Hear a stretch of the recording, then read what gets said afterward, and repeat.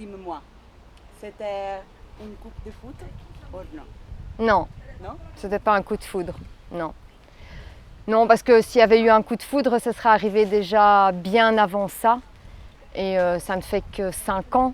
Donc sur 20 ans où on se voyait tous les jours, quasi, je pense que si ça avait été un coup de foudre, ce serait venu beaucoup plus tôt. Ok.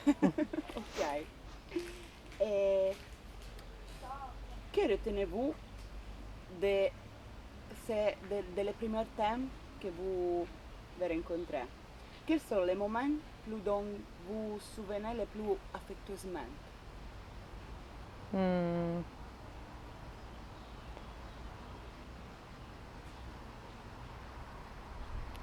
C'est difficile à dire parce qu'on n'a pas commencé une relation comme un couple normal. Voilà. Ok.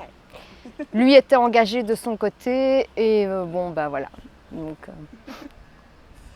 Et comme quand avez-vous compris qui est elle, l'homme de ta vie? assez rapidement. C'est une personne dont on s'attache très fort, il est très présent, très attentionné. Je dirais dès le départ que c'était le bon. Et pourquoi, par, para ti, Massimo te doit marier? J'ai pas compris la question. Ok. Pourquoi Massimo choisit toi comme son mère, son mariage? Pourquoi il m'a demandé en mariage? Pourquoi il m'a choisi moi? Si? Je pense qu'on se complète sur beaucoup de choses. Je vois pas ma vie sans lui et je pense que lui non plus. On est vraiment complémentaires sur plein de choses. Et voilà, je pense que c'est la complémentarité qui a fait que notre union est si belle. Ok. Dis-moi, si tu peux, 3 caractéristiques pour décrire Massimo. Présent, aimant et serviable. Ok. Et qui a pris l'initiative de mariage? Massimo. Massimo? Mhm. Et raconte-moi la proposte. Ah, alors on est parti en week-end à Paris. Ok. Je lui avais offert comme cadeau de Noël le Lido et la croisière en bateau-mouche. Et donc on est arrivé au Lido, on a mangé et puis le maître de cérémonie est venu chercher Massimo en lui disant qu'il y avait un problème avec la réservation. Je ne comprenais pas trop pourquoi on allait le chercher lui puisque c'était moi qui avais réservé. Enfin bon, j'ai laissé partir Massimo. Et puis on a été amenés tous les deux sur la scène du Lido. Wow. Et il m'a fait sa demande devant 2000 personnes. Et tu l'aspectais ou non? Une surprise? C'était une surprise. Oh. Oui, ouais, ouais. C'était plein d'émotions.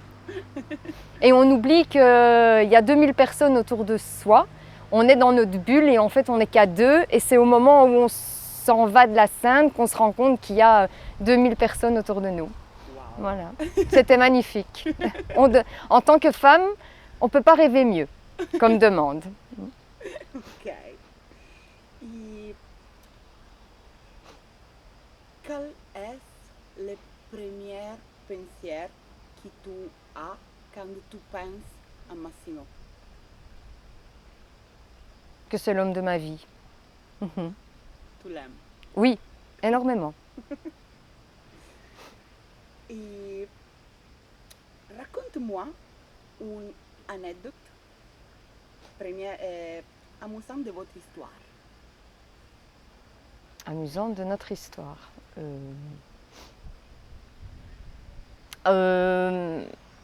Son installation à la maison, parce que bon, moi j'ai 2 enfants d'une première union, et il faut savoir que c'était la période du Covid. On avait confiné une première fois, où là on était chacun de son côté. Et puis ma fille aînée, au mois de septembre, est tombée malade et il fallait que j'aille la faire tester contre la Covid. À cette époque-là, j'avais pas de voiture et on habite Bruxelles, mais un petit peu en dehors. Et donc, il fallait aller dans un centre et c'était difficile un dimanche d'y aller en transport en commun. Et donc, je lui téléphone en lui expliquant que ma fille est vraiment pas bien. Et, bon. Il me dit, ben écoute, je viens. Donc, il habitait la Louvière.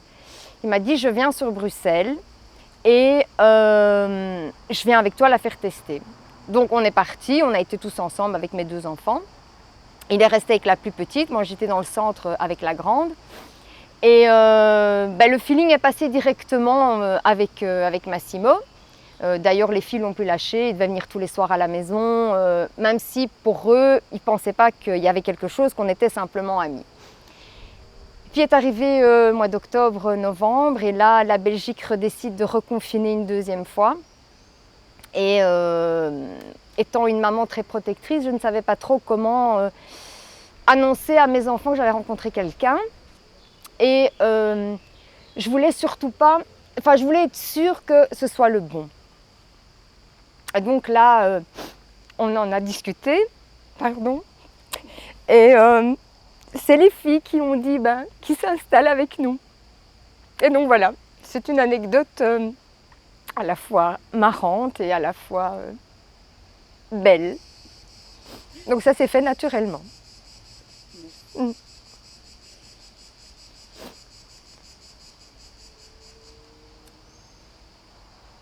Quand tu penses à le jour du mariage, pour toi, quel sera le moment plus émotionnel de toute la journée? L'échange des anneaux à l'église. Ouais. Et pourquoi non? En ce moment, tu regardes à la caméra et si tu veux, tu peux dire une chose pour Massimo. Sans pleurer. Igual. Eh bien, mon cœur, je t'aime. Merci d'être l'homme que tu es, le papa merveilleux, le beau-père adorable. Merci d'être à nos côtés tous les jours et de faire de notre vie un conte de fées. Je t'aime. Merci. Je te pourrais. Merci. Grazie.